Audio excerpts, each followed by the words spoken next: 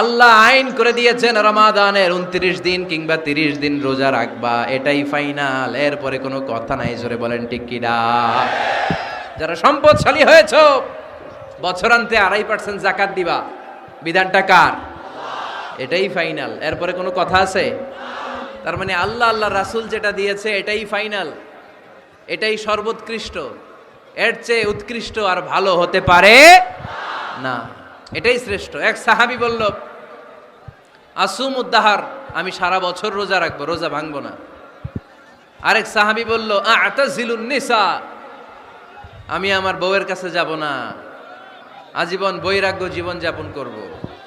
আরেক সাহাবী বলল, উসল্লি লাইলা কুল্লাহ, সারা রাত তাহাজ্জুদ পড়বো, ঘুমাবো না। এই কথা শুনে বিশ্বনবী রেগে গেলেন।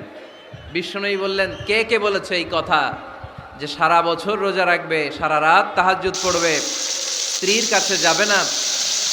ইন্নী আখশাকুম লিল্লাহি ওয়া আতকাকুম লাহু, নিশ্চয় আমি তোমাদের চাইতে আল্লাহকে বেশি ভয় করি।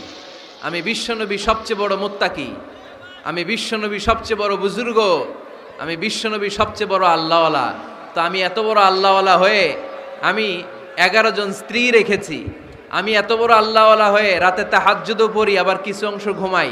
আমি এত বড় আল্লাহওয়ালা হয়ে বছরে কিছু সময় রোজা রাখি, মাঝে মাঝে রাখি না।